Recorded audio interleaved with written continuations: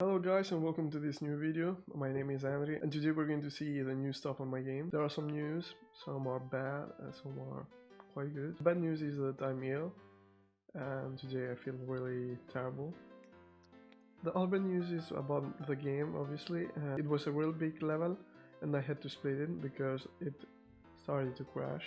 It started crashing, so I had to split my level in two parts, like you see here, part 1 and part 2.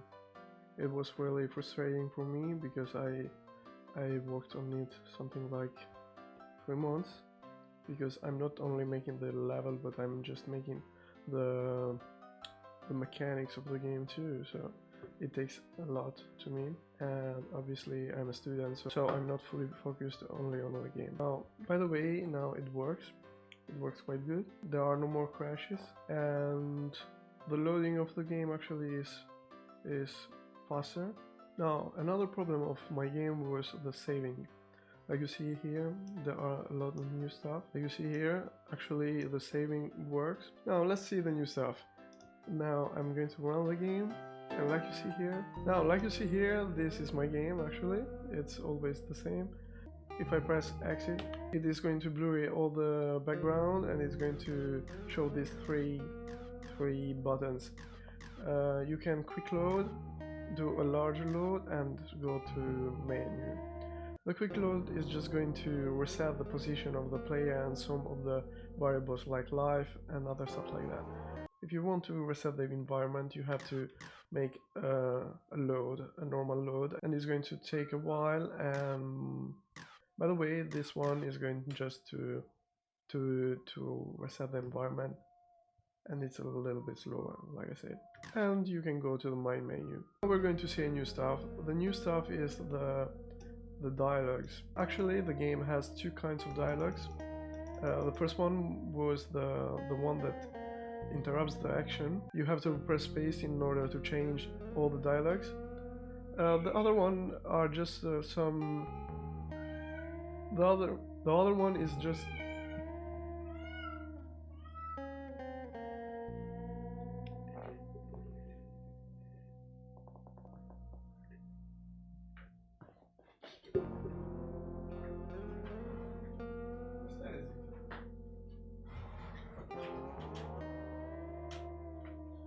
Yeah.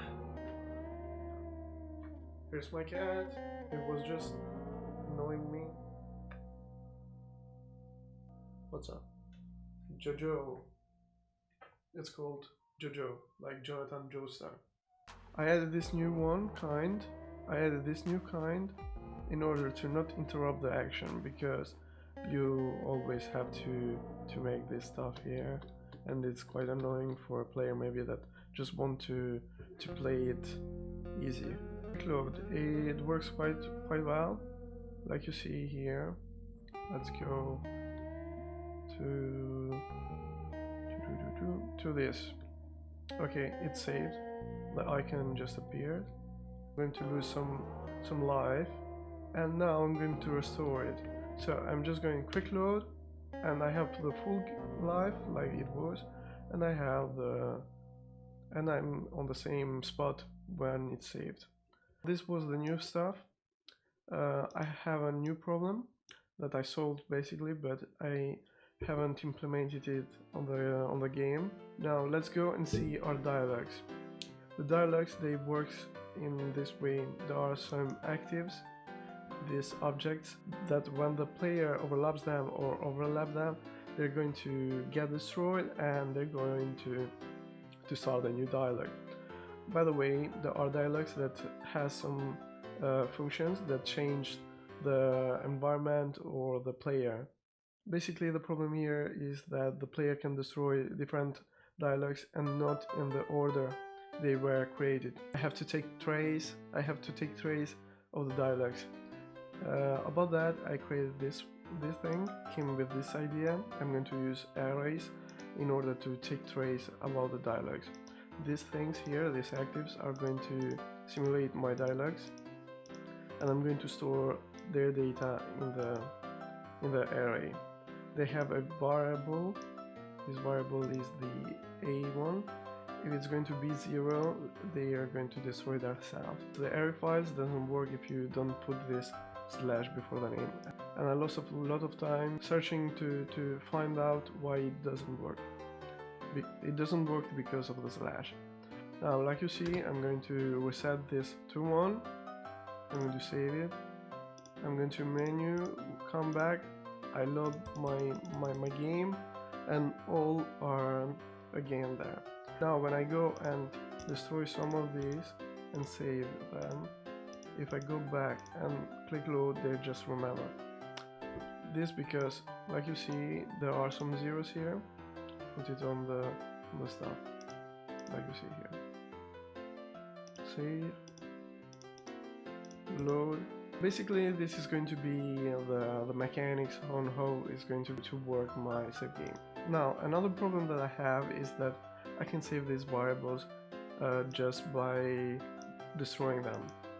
This because obviously the player has to go to the checkpoints, and only in that case the game is going to be saved. So in order to make that, I just create these little objects here, in which I put on each one of them a ID, and when I save the game they just get destroyed, and so on. This was all I have to say about my game to you. But now let's come to the third thing. Now, like I used to say, shit always come together. So I had all these problems with my game, and now there was a news about Steam. Steam politics are going to change. They're going to remove Steam Greenlight about this summer, and they're going with this new version of it. It's called Steam Direct, and I think this is going to kinda kill the indie game development. And so let's put it this way, I paid the $90. I paid the $90, and I know that they go to charity, but the problem is that I'm a student, I don't have money. I'm just making this game basically based on free stuff. Now, I don't know what they're going to do, but I saw that for each title you're going to add $100 to $5,000 to give it to them in order to add the game. I think this is just ridiculous, because there are a lot of indie creators there that just create their games with free stuff, so they don't have money to pay that. I agree with the fact that this is going to change the quality, and all the shitty stuff that basically every day gets on the Steam Greenlight is not going to be more there.